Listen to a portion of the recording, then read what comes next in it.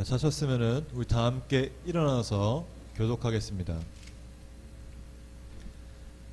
또 내게 이르시되 인자야 이 뼈들은 이스라엘 온 족속이라. 그들이 이르기를 우리의 뼈들이 말랐고 우리의 소망이 없어졌으니 우리는 다 멸절되었다 하느니라. 그러므로 너는 대언하여 그들에게 이르기를 주 여호와께서 이같이 말씀하시기를 내 백성들아 내가 너희 무덤을 열고 너희로 거기에서 나오게 하고 이스라엘 땅으로 들어가게 하리라. 내 백성들아 내가 너희 무덤을 열고 너희로 거기에서 나오게 한즉 너희는 내가 여호와인 줄을 알리라. 내가 또 내 영을 너희 속에 두어 너희가 살아나게 하고 내가 또 너희를 너희 고국 땅에 두리니 나 여호와가 이 일을 말하고 이룬 줄을 너희가 알리라. 여호와의 말씀이니라. 인 하나님의 말씀입니다. 아멘. 다 함께 잘 앉겠습니다. 10월은 우리가 지금 후에마이라는 주제로 말씀을 전하고 있습니다. 그리고 오늘은 바로 하나님의 영이 우리 안에 라는 제목으로 은혜를 전하고자 합니다. 하나님의 영인 성령이 우리와 함께 하십니다. 아멘. 아멘 하셔야 돼요. 아멘 하셔야 됩니다. 하나님의 영인 성령이 우리 안에 있다면은 그 하나님의 영을 통해서 우리는 하나님이 어떤 분이신지를 정확히 알 수 있고 알아야 합니다. 여호와 하나님 어떤 분이십니까? 하나님, 그분은 어떤 분이십니까? 제가 어느 날 아침에 머리를 이렇게 샴푸를 하다가 갑자기 제 안에서 생각이 넣어주시는 거죠. 묻더군요. 너는 나를 사랑하느냐? 네가 나를 사랑하느냐라고 묻는 것입니다. 그때 저는 이분을 고백했습니다. 나 주님만을 사랑합니다. 근데 머리를 감아서 계속 생각해 보니까 정말 내가 주님을 사랑한다면은 내가 주님 안에서 주와 함께 매일매일 매 순간마다 동행해야 하는 것 아닌가라는 생각이 들면서 오히려 회개 기도를 하게 되었습니다. 성도님 어떠신가요? 그 여호와 하나님에 대해서 하나님이 어떤 분이신지를 날마다 깊게 생각하고 계십니까? 아마 우리는 신앙생활을 하면서 하나님이 어떤 분이시다, 하나님이 정말 전능하시고 이런 분이시다라는 것을 아주 깊숙이 생각한 적은 별로 없을 것입니다. 당연스럽게 주일에 교회에 나와 예배를 드리고 말씀을 듣고 또 그렇게 시간이 이렇게 흘러가다가 지금 코로나19라는 초유의 사태를 맞이했습니다. 이 코로나19를 통해서 우리는 소중함을 알게 되었어요. 어떤 소중함이요? 예배의 소중함을 알게 되었고 교회에 함께 모여 나누고 통성 기도하는 것이 정말 소중하고 얼마나 기쁜 시간인지를 더욱더 알게 되었다는 것입니다. 삶이 바쁘고 살아갈 걱정이 많다 보니까 하나님과 교제하는 시간이 점점 짧아지게 되었습니다. 하나님의 은혜가 너무나 당연하게 생각하면서 하나님의 은혜를 잊어버리고 살아가게 됩니다. 분명 하나님은 전능하신 분이십니다. 우리가 수요성 공부를 통해서 매번 말하지만은 하나님은 정말 전지전능하시고 영원하신 분이라는 걸 우리는 고백합니다. 그런데 그 전능하심이 너무나 커서 하나님이 천지를 만드시고 모든 만물을 주관하신다는 것을 우리는 가끔 잊어버리게 돼요. 너무나 크기 때문에. 그러나 성경에 기록되기를 나는 네 하나님 여호와라 바다를 휘저어서 그 물결을 뒤 흔들게 하는 자이니 그의 이름은 만군의 여호와니라. 아멘. 바다를 휘저어서 물결을 흔들게 하신 분이라고 기록되어 있습니다. 바다에 가본 적 있으십니까? 바다의 물길이 흔들리지 않는 때가 있습니까? 절대 그럴 일은 없습니다. 바다는 항상 흔들립니다. 흔들리다 못해 파도가 치고 계속 흔들립니다. 우리는 해변에 가서 멈추지 않는 그 물결을 바라보면서 하나님이 지금도 쉬지 않고 일하시다는 것을 우리는 알아야 합니다.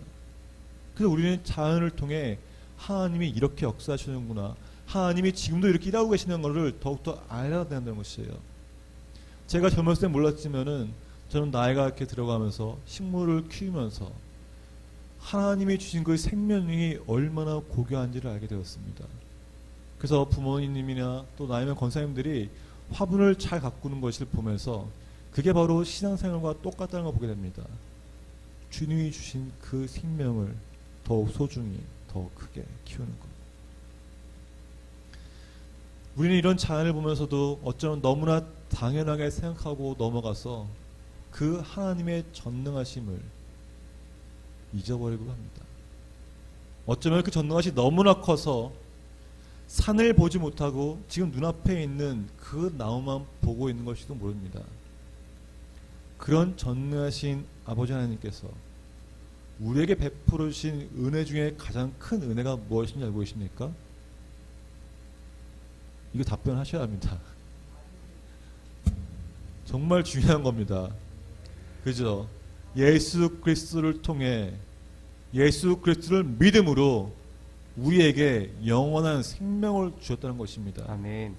그런데 우리는 그 사실을 자각하지 못할 때가 너무 많이 있어요. 입으로 고백하지만 정말 그것이 내 삶에 어떻게 이루어지고 내 사상에 내 모든 마음과 생각이 왜 예수 그리스도의 십자가를 통해서 모든 걸 바라봐야 하는지 그 은혜를 잊어버릴 때가 있다는 것입니다. 정말 특별하고 놀라운 어떤 경험을 했다면은 그 순간 또 잠시 동안은 하나님의 전능하심에 대해서, 하나님의 살아계심에 대해서 고백하며 찬양합니다. 그런데 그 놀라운 은혜조차도 잠시 그때뿐입니다. 돌이켜 생각하면은 정말 엄청난 하나님의 은혜라는 것을 알게 되지만 은혜를 받고 난 후에는 다시 그 전으로 평범한 일상으로 돌아간 것을 많이 보게 됩니다. 어떠신가요? 저만 그랬나요? 은혜를 허락하신 이유는 분명 전능하신 하나님입니다. 그런데 우리는 하나님을 종종 잊어버리고 하나님 없는 것처럼 살아가게 될까요? 왜 그럴까요? 왜 우리는 하나님 전능하신 분이고 나에게 은혜를 부으신 분들이 불구하고 왜 돌아서면은 하나님이 없는 것처럼 살아갈까요? 바로 소망이 없기 때문입니다. 가장 큰 소망이 무엇인지 아십니까? 이 땅에서 은혜를 경험하고 소망일 수 있죠. 하지만 보다 더 큰, 정말 중요한 가장 큰 소망은 바로 하나님 나라에 가는 것입니다. 아멘. 하나님이 약속하신 그곳. 그러나 하나님의 살아계심에 대한, 하나님 나라에 대한 경험이 없으면은 그 소망을 소유할 수가 없습니다. 소망은 곧 생명대의 말씀을 소유할 때 가능한 것입니다. 사랑하는 여러분, 소망 없는 삶이 어떤 삶입니까? 내 안에 소망이 없다는 그렇게 말하는 사람들의 삶은 어떤 삶입니까? 제가 얼마 전에 그 신방 갔을 때 들은 이야기입니다. 이 친구가 노숙자에 대해서 이야기를 했습니다. 자신이 카페를 오랫동안 운영하면서 처음에 노숙자가 방문했을 때는 정말 궁인한 마음에, 섬기자는 마음에 그들에게 점심값도 주고 이렇게 좀 섬겨줬다고 합니다. 화장실도 개방해주고요. 그런데 그 소문이 노숙자들 사이에서 퍼지기 시작하면서 노숙자들이 자주 여러 명이 방문하기 시작했다고 합니다. 돈을 안 주면은 가게에서 들어 누워서 소리를 지르고 난리를 피웠다고 그래요.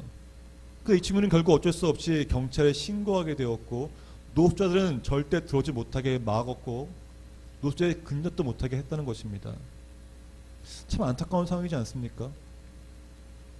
그런데 이 노숙자들이 왜 그렇게 되었을까요? 삶에 소망이 없기 때문입니다. 오늘 하루 어떻게 보낼까? 오늘 지금 무엇을 먹을까가 그들에게 있어 가장 중요한 삶의 문제였던 것입니다. 분명 먹는 것은 중요합니다. 그러나 미래에 대한 생각도 삶의 소망도 없기 때문에 그들은 그날 오늘의 먹을 것, 지금 먹을 것만 원할 뿐이고 지금의 고난을 이길 수 있는 수를 원하고 노력보다는 구걸을 하게 되는 것입니다. 도와주세요. 살아있지만 살아가는 의미를 찾을 수 없는 상태인 것입니다. 이게 과연 살아있는 것일까요? 멸절된 상태는 아닐까요? 우리는 어떻습니까? 어떤 소망을 갖고 계십니까? 이 노숙자들처럼 지금 당장에 내 앞에 있는 먹을 것을 구하십니까? 내가 지금 살아가기 위해서 구하고 계십니까? 어떤 걸 구하고 계십니까? 어떤 소망을 갖고 계십니까? 말씀에 깃듯이 그죠? 풀은 마르고 꽃은 시들기 마련입니다. 아무리 아름다운 존재로 갈지라도 소망이 없으면은 멸절됩니다. 오직 영원한 것은 무엇입니까? 하나님의 말씀입니다. 오늘 본문의 교대기를 11절에 보면은 우리의 뼈들은 말랐고 우리의 소망이 없어서 다 멸절되었다고 했습니다. 이 세상에 마른 뼈가 그냥 존재하는 경우가 있습니까? 그렇지 않다는 것이에요. 마른 뼈가 있기 전에 그 마른 뼈도 분명 살과 피가 흐르는 생명이 있었습니다. 생명이 있는 존재였는데도 불구하고 소망이 끊어지고 멸절되었을 때 마른 뼈가 되었다는 것입니다. 그런 그들에게, 소망이 없는 그들에게 주의 말씀이 임했을 때 그들은 생명을 얻게 되었습니다. 죽음의 무덤을 열고 나와 약속의 땅인 이스라엘 땅으로 들어가게 하신다고 선포된 말씀입니다.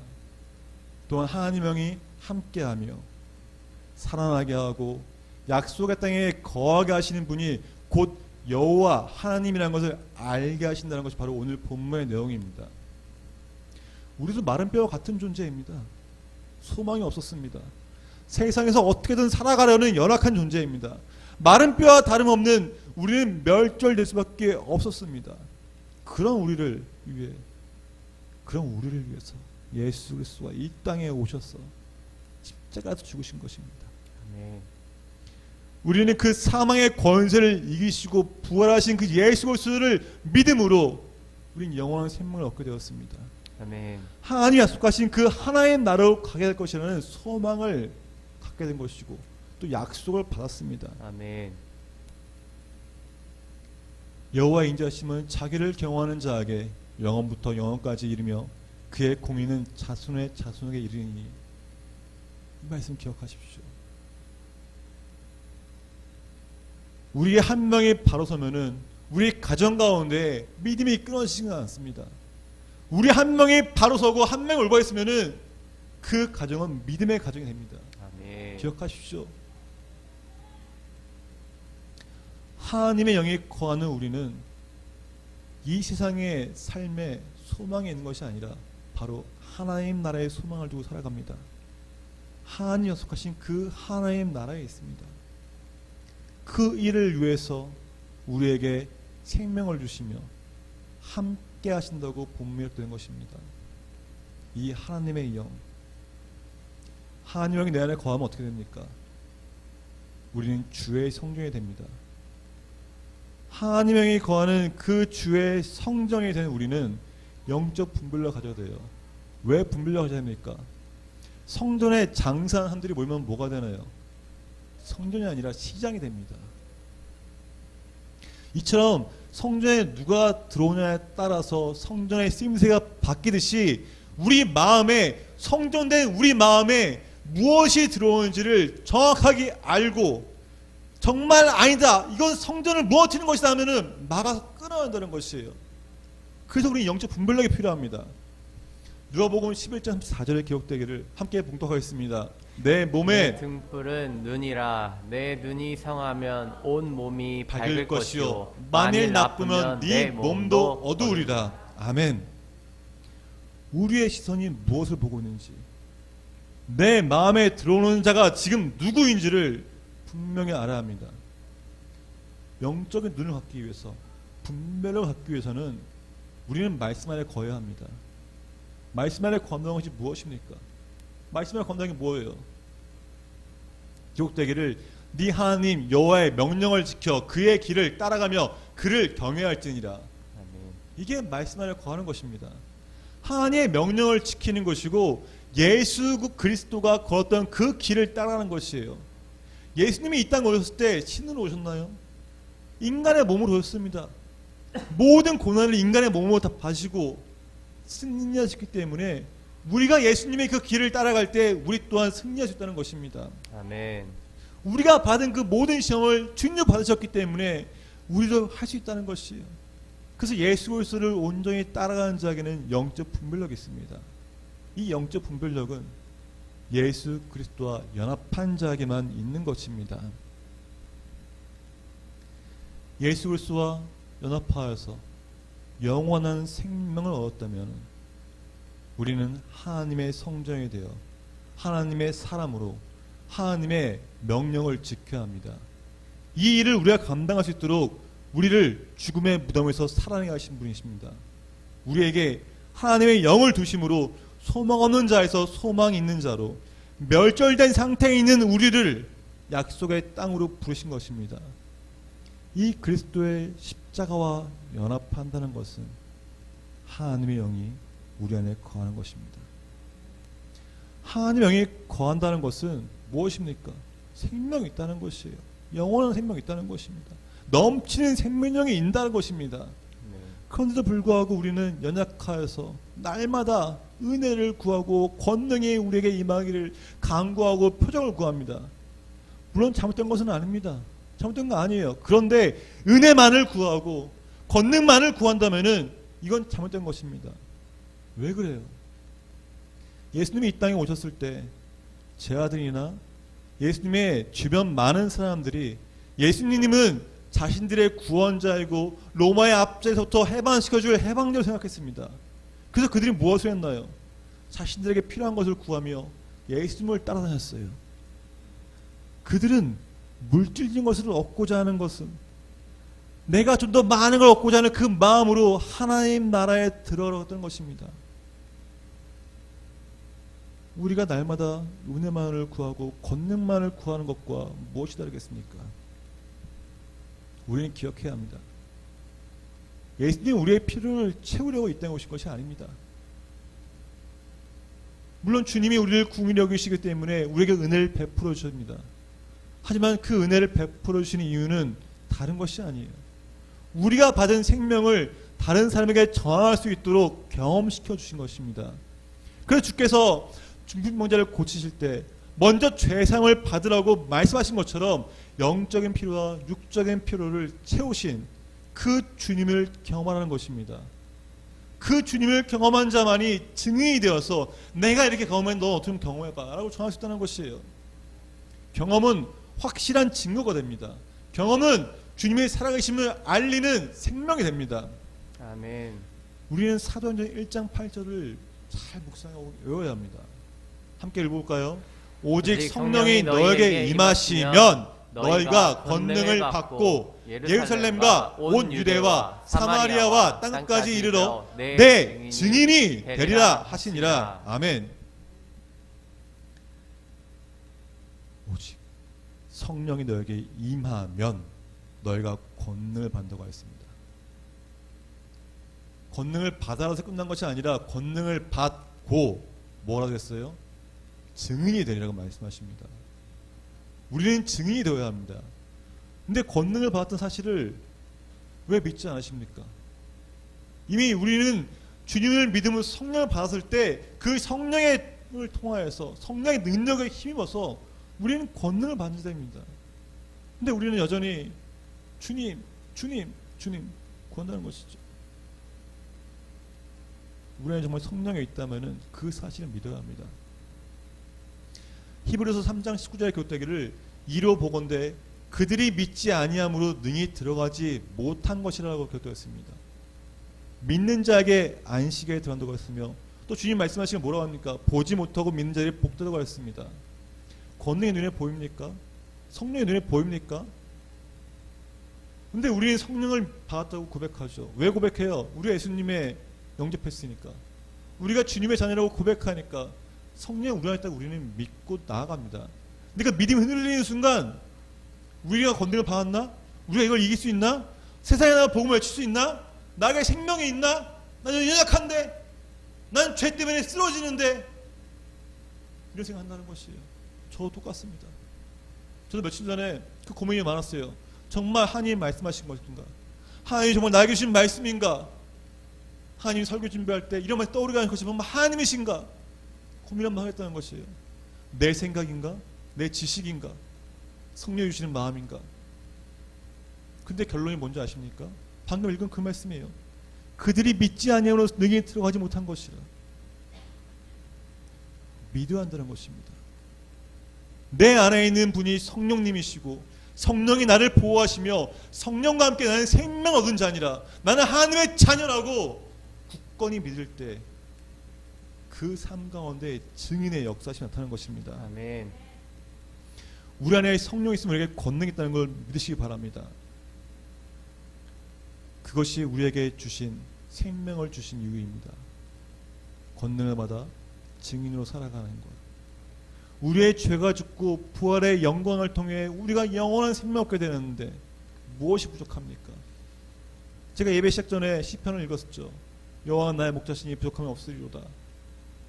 우리가 뭐가 부족합니까? 주님이 나와 함께 하시는데 아멘. 우리를 무덤에서 나오게 하시고 회복시키시며 약속의 땅을 주신 그 전능하신 하나님이 우리에게 말씀하시는 것이에요. 생각해 보세요. 예수님이 십자가에서 죽으셨을 때 제 아들은 어떻게 했나요? 믿음을 굳건히 여기고 나가서 외쳤습니까? 아닙니다. 각자의 원래 삶으로 돌아가셨어요. 원래 삶을 살았다는 것이죠. 주님은 그걸 보시고 그것이 정말 아니라고 원하시지 않았기 때문에 그들에게 나타나십니다. 부활의 영광으로 영원한 생명을 받은 그들이 증인으로 살아가기를 원하셨다는 것이에요. 그 십자가의 죽음으로 죄사함을 받은 그들에게, 부활의 영광을 받은 그들에게, 권능을 받은 그들이 증인으로서 이 세상에 나아가서 외치라는 것입니다. 십자가의 사건은 믿는 우리들에게 있는 사건이 아닙니다. 십자가의 사건은 나만을 위한 것이 아닙니다. 십자가의 죽음은 우리를 위한 것만이 아니라 온 인류를 위한 죽음이었습니다. 그래서 예수를 믿는 자마다 영생을 얻게 되는 걸 말씀하시잖아요. 모든 일이 열려있는 것이에요. 그래서 우리는 자신을 갖고 우리의 믿음 안에서 굳건하게 생명을 전하는 것입니다. 복음을 전하는 것이에요. 믿지 않는 사람들을 품어 그들을 변화시키기 위해서 우리는 영적 각성을 통해 성령의 충만하심이 우리 안에 나타나는 것이에요. 하나님 나라의 소망을 두고 이 땅에서 증인으로 살아가시기를 주의 이름으로 축원합니다. 그것이 하나님의 영을 소유한 자의 책임입니다. 당신이 정말 우리 모두가 하나님의 영, 성령을 소유한 자라면은 우리는 이 땅 가운데, 이 삶 가운데 증인으로 살아가야 할 책임이 있습니다. 정말 내 안에 생명이 있다면은 영이 회복되지 않은 자들에게 회복시킬 수 있도록 역사하시는 그 주님을 간구하며 나가야 되고, 내 삶 가운데 어둠이 있고 세상의 권세가 나를 막다면은 그랬을 때 볼로 선포하며 이겨납니다. 아멘. 그것이 증인입니다. 아멘. 하나님은 우리에게 이런 책임을 다할 때, 내가 증인된 삶으로서 살아감을 더 노력하고 나아갈 때 하나님은 우리에게 더 큰 일을 맡기시며 주의 자녀로 살아갈 수 있도록 우리 삶 가운데 안식과 평안을 주시는 분이십니다. 아멘. 그것이 믿음입니다. 사랑하는 여러분, 내 안에 정말 성령님이 계시다. 이 성령이 나를 여전히 불타게 하고 이 성령이 나를 여전히 생명력 있게 하는 분이다라는 것을 굳건히 믿으시기 바랍니다. 아멘. 성령이 임하는 자에게 권능이 있다고 하였습니다. 권능은 이미 우리에게 주어졌습니다. 단지 우리가 모를 뿐이고 우리가 알지 못했을 뿐입니다. 성령의 역사하심을 더욱더 강구하십시오.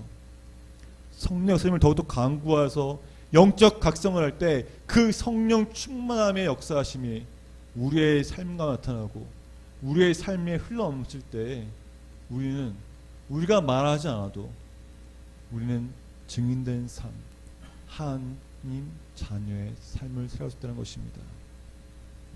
우리 함께 찬양하면 좋겠습니다. 아까 찬양했던 것인데요, 제가 이 찬양을 찬양팀에게 부탁을 좀 했어요. 2주 전에요. 이 설교를 준비하면서 이 찬양이 정말 저를 움직이는 게 있습니다. 마음에 감동을 주고 정말 예수 그리스도를 더욱더 찬양하게 되는 그 찬양이었습니다. 우리 함께 찬양할 때 예수의 십자가의 은혜를 기억하며 주님 한 분만으로 부족함 없음을 고백하고 권능을 받은 자로서 증인으로 살겠다고 선포하며 나가는 시간을 갖기를 원합니다. 찬양하겠습니다.